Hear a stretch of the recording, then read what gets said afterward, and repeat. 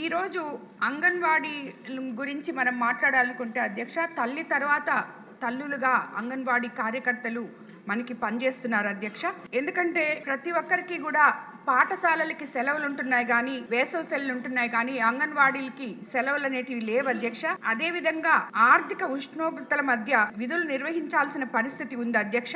కనీసం 30 రోజులు చెల్లింపు వేసవి సెలవులు కల్పించాలి అధ్యక్ష. వాళ్ళకి కనీసం సంవత్సరాలుగా సేవ చేస్తున్న కార్యకర్తలకు పదవీ విరమణ సమయంలో తగిన గ్రాట్యుటీ లేదు అధ్యక్ష.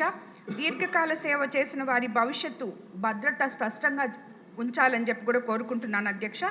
సేవా కాలాన్ని పరిగణనలోకి తీసుకొని గ్రాట్యుటీ అమలు చేయాలని కూడా కోరుకుంటున్నాను అధ్యక్ష. పెరుగుతున్న జీవన వ్యయాల నేపథ్యంలో ప్రస్తుత గౌరవ వేతనం సరిపోవడం లేదని కూడా చాలామంది రిక్వెస్ట్ చేసుకుంటున్నారు అధ్యక్ష.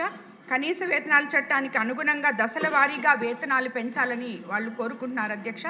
అలాగే డిఏ లింకేజ్ వంటి విధానాలను కూడా పరిశీలించాలని కోరుకుంటున్నాను అధ్యక్ష.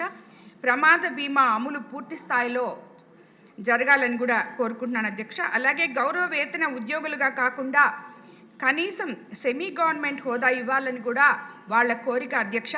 అంగన్వాడీ కార్యకర్తలు స్వయంగా ప్రభుత్వ సంక్షేమ పథకాలు అర్హులే అయినప్పటికీ అన్ని పథకాల్లో వాళ్ళకి పూర్తి స్థాయిలో న్యాయం జరగటం లేదని కూడా వాళ్ళు విన్నవించుకున్నారు అధ్యక్ష. అదేవిధంగా అర్హత ప్రమాణాలు, డేటా మిస్ మ్యాచ్, సాంకేతిక కారణాలతో పేర్లు తొలగిపోతున్నాయి అధ్యక్ష. ఈ అంశంపై ప్రత్యేక సమీక్ష నిర్వహించాలని కూడా కోరుకుంటున్నాను అధ్యక్ష.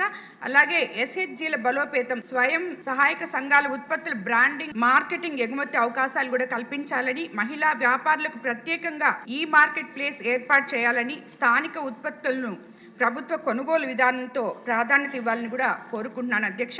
మహిళలను బలపరచడం అంటే కేవలం పథకాలు ప్రకటించడమే కాకుండా ఆమెకు ఆర్థిక భద్రత, సామాజిక గౌరవం, వృత్తి భరోసా కల్పించడం కూడా మన మీద ఉంది అధ్యక్ష. ఈ గ్రాండ్ మద్దతు ఇస్తూ మహిళలకు ఆర్థికంగా, సామాజికంగా, రాజకీయంగా బలపరిచే ఈ చర్యకు పూర్తిగా సహకారం అందిస్తున్నాను అధ్యక్ష.